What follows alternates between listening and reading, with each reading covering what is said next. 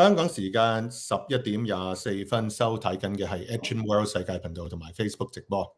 今日咧，我哋會係用雙語廣播，主要咧係英文，咁有少少廣東話，就唔會係 simultaneous translation 啦，唔會係咁啦。咁請嚟嘅嘉賓咧，就係壹傳媒嘅前高層 Mark Simon 喺度嘅。Happy Thanksgiving, Mark. Happy Thanksgiving to you. Hope everybody's doing well. Yep. Yeah. Well, we have a very deep topic, but we can make it as light as possible. Someone sent me just a WhatsApp message not too long ago when I sent him the topic that we're going to talk about is Hong Kong can be truly free as long as it has political prisoners. This is a Thanksgiving special message, right? And then he responded and say, Hong Kong is China and irreversible. So this is going to stay for a long, long time, maybe forever.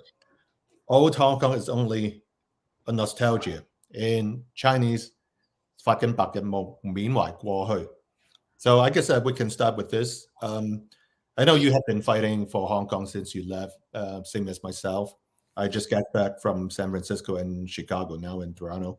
And then we all think about the good old Hong Kong sometimes, when we can go back to perhaps FCC, have a coffee, and see our friends, right? Is this fight worth fighting? Of course, I know the answer, but maybe we will start with this and then we go drill deeper into the current Chief Executive, John Lee, and also the Hong Kong Sanctions Act. How's that? Sure. Look, short answer is yes, it's worth fighting for. It's worth fighting for because you're fighting for the Hong Kong people. We had a deal with China. The deal was basically 2047. And then, so you've basically got a little bit more than 23 years left where a lot of people will finish their lives, start their lives, get their lives going in that time frame. So yes, it is worthwhile. Secondly, the other part of this is while you're not trying to change China, you are trying to make, there's no grudge against the Chinese people that I have. And so a good Hong Kong, a better Hong Kong than it is today is good for China. So yeah, the answer is yes, it's always worth fighting for something. This it's all over. The end is here. There's a doom outlook. Look, if people have that, I understand why. There's some bitter people. People are upset. But, I don't share that outlook. And I think it's the incorrect outlook for a lot of reasons, but also for, your own soul, too. If you're going to go around life saying, well, this is once you start throwing people under the bus or out of the lifeboat, it's just a never-ending process all the way to the end. And then also what you really are is you're really part of the issue then. You're part of the problem, I should say, because that's what they're counting on. The bad guys are always counting on basically people closing their doors in the middle of the night. If you've ever are in the battle, if you've ever seen everybody's seen the play Les Mis or seen the movie, and there's Les Mis, and there's the one scene where basically it's a very symbolic scene where basically the students are going, "Come with us," and the people look out and they see the very superior and large French troops, and they all close their doors, but when they show it in some things, they show you how many people close the doors. And the fact is, if those people wouldn't have closed their doors or closed their windows, they could have easily taken the troops. But, that's what they're counting on, people to say, oh, it's not worth it. Just do nothing. Now, I saw during the APEC, well, myself included, I was in one of the so-called parallel conference, but some of the young Hong Kongers, they were protesting on the streets when Xi Jinping was in town. It reminds me of the rally that we have in Hong Kong, somewhat, like peaceful protests. Some are more progressive. Mm-hmm. I don't know how you feel about Xi's few days stay in San Francisco, and then has he achieved, I don't know whether he thinks he has achieved what he wants, but the voices of the Hong Kongers, do you think, it's brought forth to Xi in a very forceful manner? I don't see Biden give him this so-called petition list of people to be released, right? Nothing mentioned. No, they did. we are handicapped by, quite frankly, an administration, either our chief representative of that administration, the president, who is the head of that administration. The bandwidth is only so much that he has. Also, to be blunt, there's no American citizens in that Hong Kong group, and they did present for American citizens in China. So, that we have to remember, the primary responsibility for those citizens in Hong Kong who are in jail for the most part is with the Brits, but now it's and hopefully the worldwide community. Doesn't mean they're unsympathetic. It just means, look, Hong Kong is part of a sea of problems that any administration faces. And any administration that faces this sea of problems is going to have to prioritize and triage and whatever. And, right now, what the goal of this administration to do is not to have a war in the Pacific. And that people forget that, there's a very real possibility. I think what's happening in the Philippines is incredibly dangerous. And I do think that we are seeing the first steps of some real trouble in Asia coming down the road. And I think the Biden administration is just doing everything they can to forestall it. And Hong Kong, unfortunately, is going to always take a second seat to that. That doesn't mean that Hong Kong's not an issue. Now, one of the things that we should remember that the Hong Kong people really won was Xi Jinping was, at one point in time, Bill Bishop, some other people have pointed out that she thanked President Biden at their private meeting or whatever it was, that place up about 20 minutes away from San Francisco. Thank you so much for your special accommodations. Most people felt that was him thanking them for not exposing Xi Jinping to the protesters. And she didn't see the protesters. Did he know he was there? Certainly he knew they were there. Did he know much about it? No. He seems to be a man that if he's not sitting in front of him, he's just not going to acknowledge it. So I think it's worthwhile to show up. I think certainly as people saw it, I think it did a wonderful thing in bringing out the pro-Beijing people who probably all are having their pictures taken by three-letter U.S. agencies, what I'm saying, DHS, FBI, other agencies taking a look at these people, who are they, and also showing the world what their real tactics are. As they were a little bit, I wouldn't say brutal, but they were a little rough. And it also showed, I think, hopefully the Hong Kong demonstrators, what we've talked about off camera, that they basically need to step up their game security wise, and they need to reach alliances with other people who are good at doing that. Maybe it's a conservative group, young Republicans who do help out with that stuff, or even Antifa. They have those things, or BLM or somebody. But in other words, when you show up, it's not going to be too hard to get other political activist groups to show up to, get your back, check your six, as we would say, make sure everything's there. It's not going to be too difficult to get those groups to make sure that this stuff doesn't happen again. Because it was, it was basically just thugs and bullies. I don't really buy into the government agent type stuff. I don't think the Chinese would risk that. Right. It's just basically thugs. Now, without losing the focus for today's live interview, but also try to engage those who are online now, let me encourage those who are watching it live.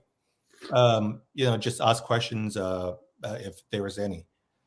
邊個而家睇緊嘅咧？你可以發問一啲問題啦，等我同阿 Mark Simon 可以一路講一路傾。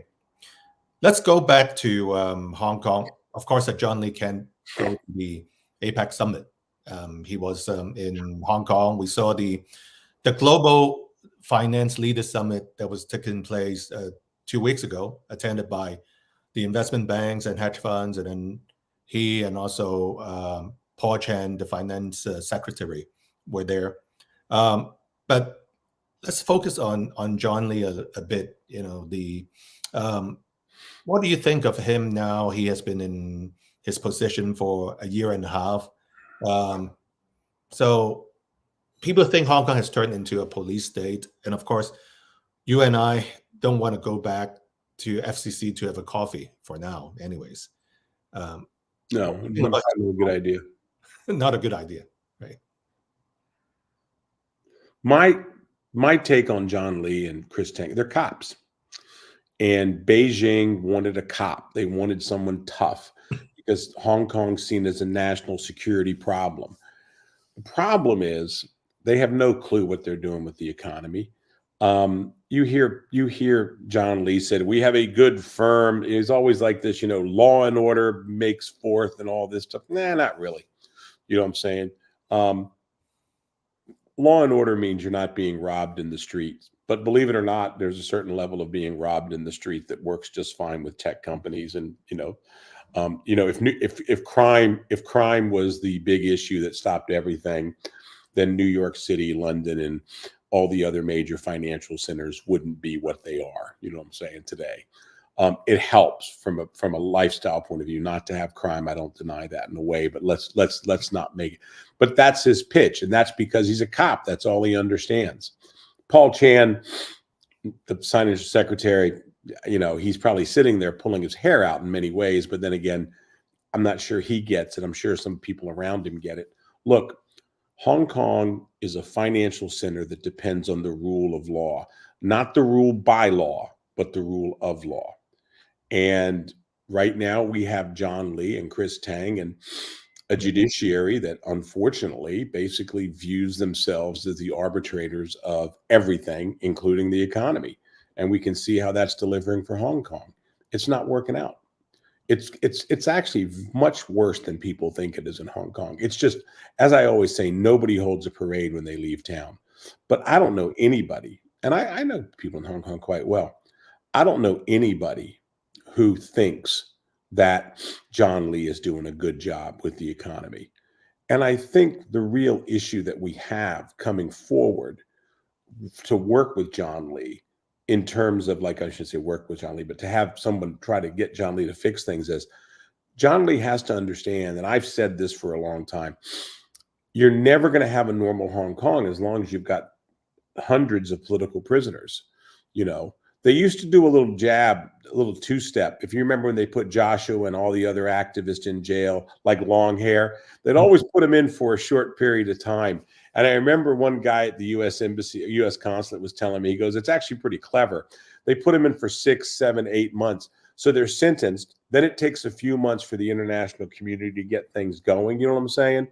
But then they're on the backside of their sentence by the time we get things going. So you can raise a little cane, do a little stuff like that. Probably prevents them from getting the longer sentence. But by the time someone's ready to do something in Congress or in the House of Parliament or someplace like that, well, they've only got 2 months left to serve. So people are going, well, they're getting that anyway. So, we'll say a public word, but then we'll just move on.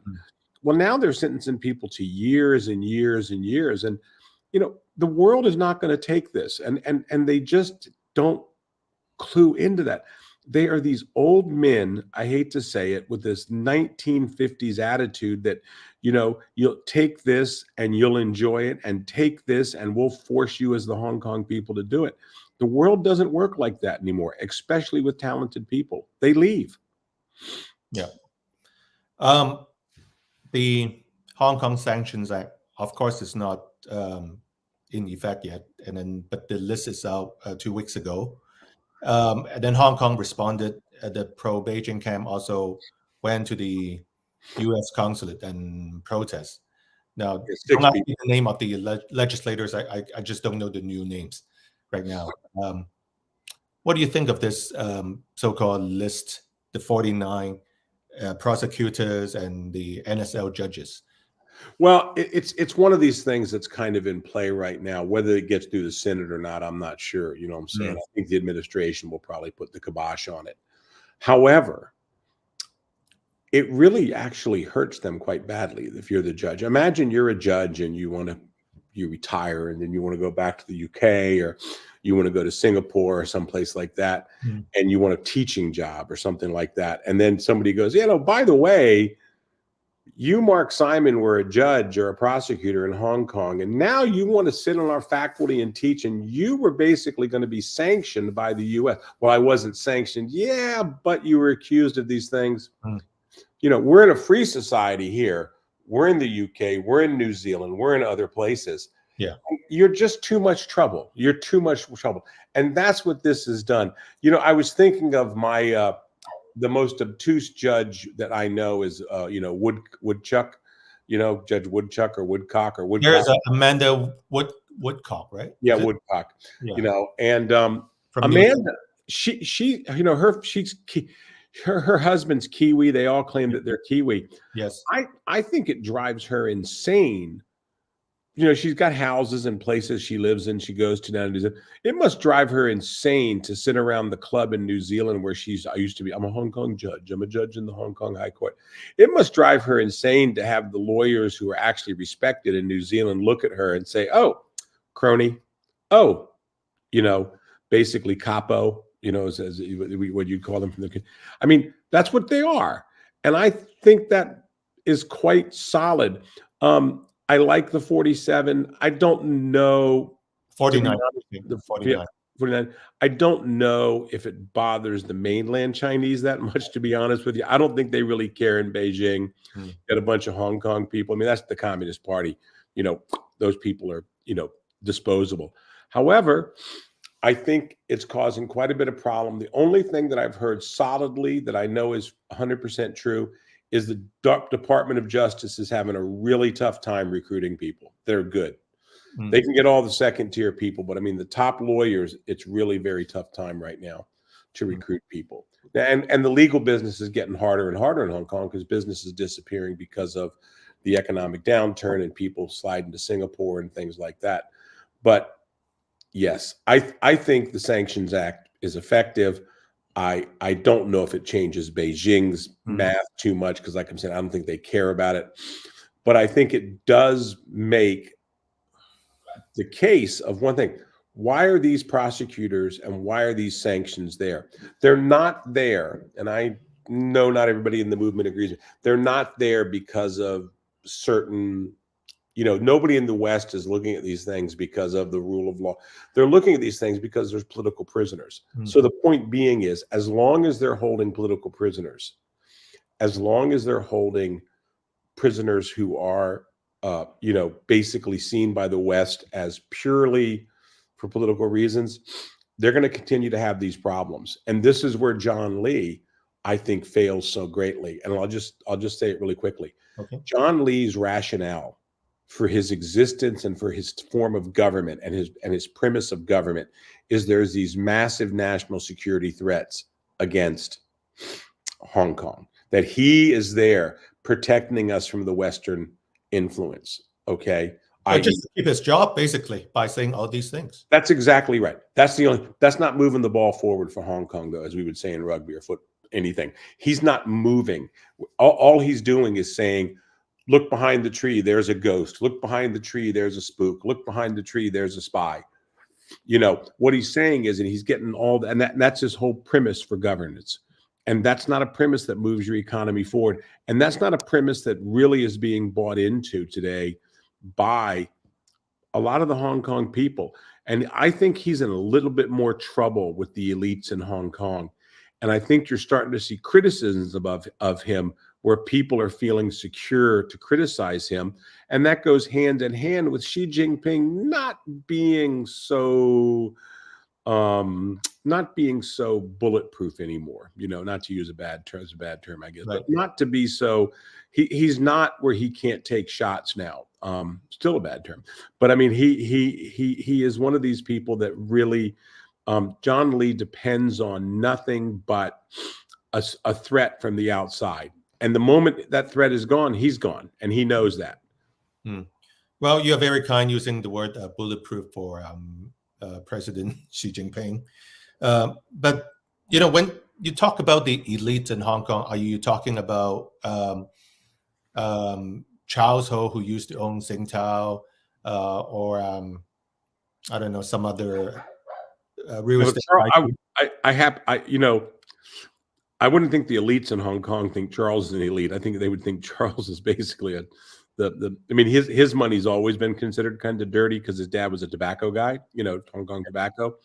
But Hong Kong's a pretty snooty place. I mean, we always forget that. It's really like, there's old money. They're really British schoolboys at the end of the day. Jimmy used to say that all the time. He said they're all like, like the difference between Martin Lee and Donald Tang and John Lee, and not John Lee so much, but Martin Lee and Donald Tang and, some of the more elites is they're really all British schoolboys. And but there is a sense of decorum in Hong Kong society, but also the fact is one thing the Hong Kong people are pretty damn good about is deciding how to make money and, moving the ball forward economically. And I think essentially across the board, especially the large property developers and some of the investment bankers, there's a lot of foreigners, but really the property developers and the legal community now is seeing the business slide away. And those are the elites. The Hong Kong Club is still where they hang out. The Hong Kong Bankers Club is still where they hang out. Golf Club is still where they are. You know what I'm saying?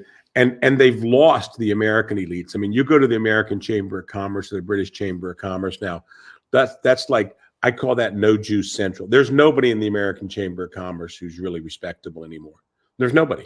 In other words, there's nobody at the American Chamber of Commerce who's not seen as a toady, even by the U.S., even by the consulate in Hong Kong. They see Simon Gartner as nothing, the head of the American Chamber of Commerce. And I know this. They see him as nothing but a toady. And they're very disappointed. And I know J.P. Morgan is not exactly thrilled with his behavior either. And many people in J.P. Morgan. As you notice, Jamie Dimon did not come to this financial summit this time, and that's because the American Chamber of Commerce had Jamie Dimon shining shoes the last time he came through. And if I had as much money as Jamie Dimon, I wouldn't even got on the plane. In other words, I never understand guys that rich. I do okay, and I won't do it. You know what I'm saying? I did okay, and I won't do it. But I don't understand a guy who's worth like $400 million. Does he really want to stay in power that much? You know what I'm saying? That he's corrupt. So I always say, whenever you see the head of finances, it's like they all took their lessons in management from the head of the British garrison in Singapore in 1942. And I mean, that's like, because they're all like, they've got this giant army behind them. All they have to do is fight, but they surrender. You know what I'm saying? And and then they're for 100 years, they're really, at the end of the day, we will write Jamie Dimon's, the world will write Jamie Dimon's epilogue. I mean, obituary, and it'll be shoe shiner. I don't care how rich he is, it'll be shoe shiner. Wow. And that's that. He shines shoes. Well, people say, well, he has to do it for the business. Nobody has to do it for the business. Let somebody else do it. Yeah. Resign, walk away. Well, he should retire, just like Lloyd Blankfein from Goldman Sachs, the former CEO. I think he did quite a good job, and then he retired, right? Yeah, he did. I mean, the thing is, at a certain point in time, Fred Smith from FedEx is that way. Look, I know a lot of CEOs and tycoons who won't kiss the ring. I don't want to get anybody in trouble, but why not? We all know K.S. Lee, Superman. Li Ka-shing doesn't kiss the ring. No. They always get pissed off at him with that. In fairness, Terry Gou from Foxconn won't do it that much. You know what I'm saying? He just resigned from office because he was going to lose. He didn't want to be embarrassed. But he was running and he was caught, and they were calling him all the time. He's like, what are you going to do? Shut down my Apple plants? He knows that's it. Oh, we're going to launch an investigation of you. Fine, launch an investigation of me.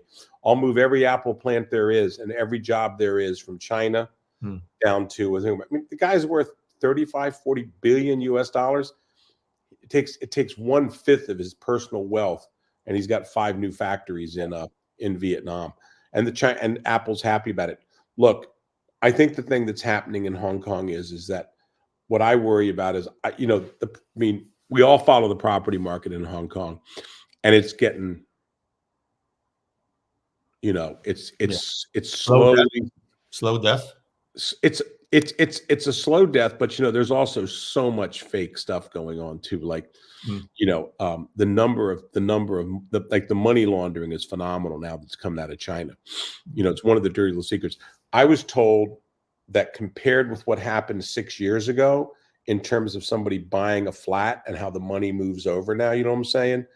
I was told that there's no questions asked, nothing. It's just boom, the money shows up, it goes into the flat. The banks are desperate for incoming currency. It's just coming in. It's not quite like a scene from the movie Scarface where they're bringing it by the bag. Al Pacino. Yeah. It's not quite like that yet, but it's getting to the point. And I think you're going to start seeing this is where Hong Kong goes downhill because they're so focused on this. We're already starting to see Hong Kong be targeted by the US and the EU as a money laundering center and it's where are all the chips coming from for Russia? Where's some of the oil money coming? You can't, at a grand level, start like letting the big stuff happen without the small stuff seeping through. And so people are coming down and they're buying flats and things like that. And I think we both know a number of people who are, my understanding is flats under 10 million still move. You know what I'm saying? You can get it. But the flats that are 20 million and above, my understanding, they sit for a while and there's a lot of terms on sales and people are,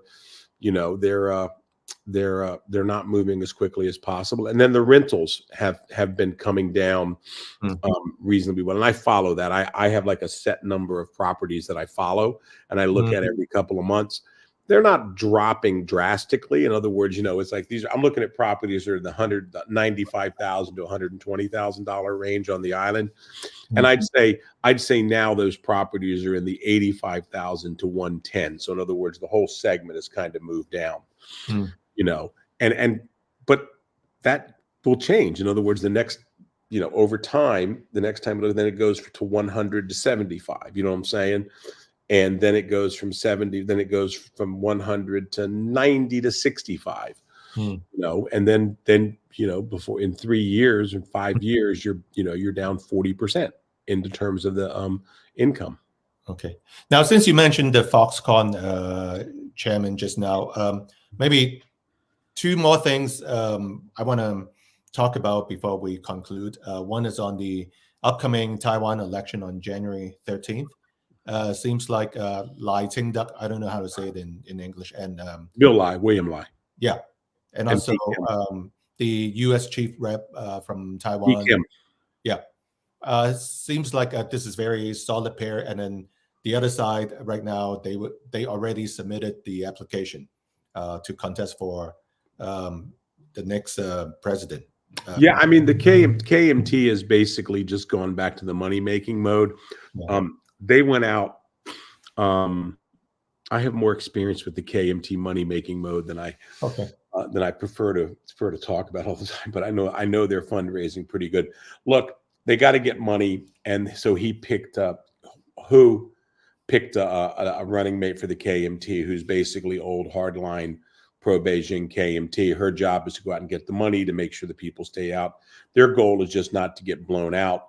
Terry Gu is going to drop out as far as already. I think he did. He did. So he's gone. So I wasn't looking at the news this morning. I knew he was going to drop out. Yeah.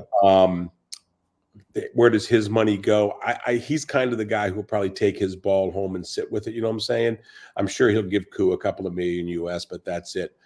Mayor Ku is not a bad candidate in many ways. I don't care what anybody says. He's a little bit wacky. I've dealt with the guy before personally. He's completely acceptable to the U.S. It's one of the things that Bill Lai and B. Kim they're running an ad right now that shows them standing in front of the Washington Monument. That basically we're the U.S. people, we're the U.S. guys. I am afraid that the current head of AIT in Taiwan, Susan Erdnick, my concern is that she is now sending out that message that somehow they're the preferred ones. That will not help them in Taiwan. The Taiwanese people don't like that at all. I think the problem is it's not true. I think Mayor Ku is completely acceptable to the U.S. So what do I think happens? That you got 6-7 weeks left. Yeah, tough race. Yeah, very.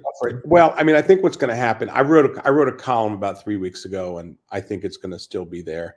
Besides all the recent partnership intramurals, it's still the premise. Beijing knows that the DPP is going to win. They're 100% sure the DPP is going to win. I think they really know that. Their goal is this. What they want to do is they want to keep Bill Lai and the DPP to below 45%. They want to have them have a low turnout. Okay. And so if they can have a low turnout, then what happens is they can come back and argue through Ma Ying-jeou, who will show up with his think tank, that you don't really represent the Taiwanese people. In other words, they'll just start doing a classic united run front in Taiwan and go right around the government. Mm. And I think that's it. The other thing I think the mistake is, I think it's not a good procedure by the DPP. And the DPP would be my preferred people to win. I think economically they're a disaster. And that's why they're not getting the young vote. There is this lie. It's literally an open lie among the supporters of the DPP that somehow Bill Lai and B. Kim and the DPP are the party of the young. They are not even close. It is coup. I look at polls every day. I have a guy who does nothing but write about polls in one of the newsletters that we put out. And it's overwhelming. People under the age of 30 are not, they hate the KMT. They don't hate the DPP, but they're tired of the DPP. They're tired of all these.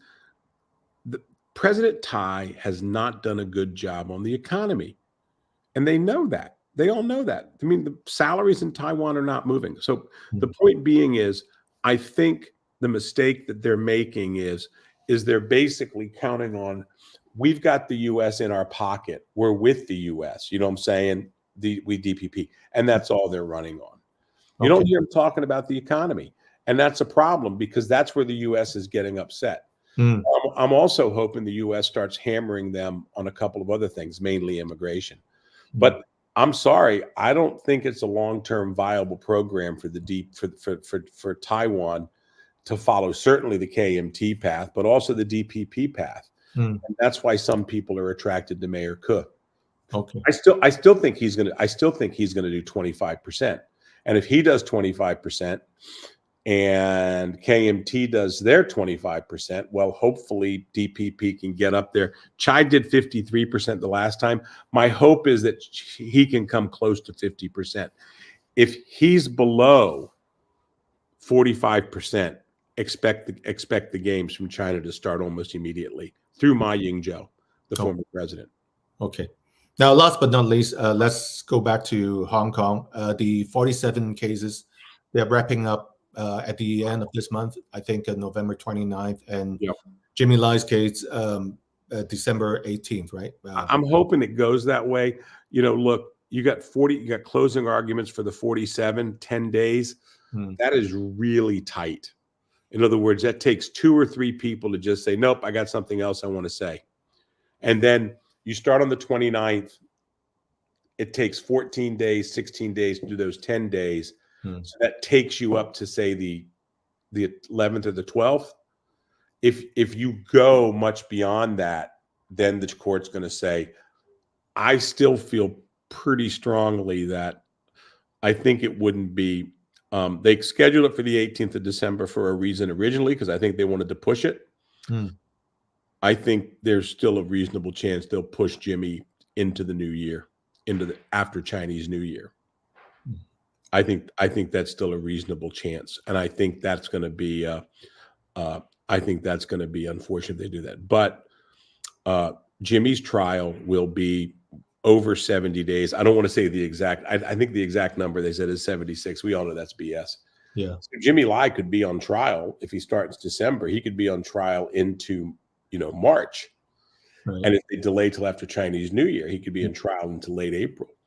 And that's every day Hong Kong's going to be in the spotlight, and it's all because of John Lee, And they're also going to attempt to muddy Jimmy quite a bit. In other words, like, he did this, but no matter what you say, they're going to say, well, he mismanaged the company. The company owes him $500 million he loaned to the company. If anything was mismanaged, it was mismanaged by the senior executives, who basically, it's the media company. We basically had so much pressure on us. It was incredible.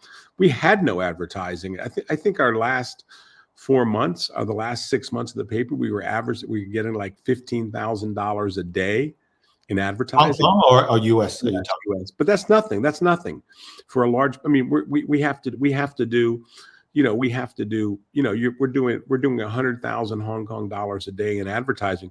We literally have to do millions to make it. Now, fortunately, we had the subscription, which I take some credit for. But I mean, we had the subscription, which was primarily really solid, and that was doing well. So it was. But the thing is, the pressure on the company was pretty substantial, especially on Taiwan and some other things. But it is what it is, and and we'll see. And the other thing that's going to come up in this trial is how they stole a company. And that, basically that was rule by law, where basically they came in without anything. They just shut a company down. No court proceedings, no nothing. And I think that's a big deal. But I think your listeners should be encouraged by one thing. I actually think, I know this, people always get mad at you with this, oh, you're unrealistic. I actually think the Hong Kong spirit is there. And I think Hong Kong can function inside a China that is not so aggressively opposed to Hong Kong. I always think of what Zhu Ranji said, that the world will look at China as blowing it if they mess up Hong Kong. And they really did. They really did. The myth that, I'm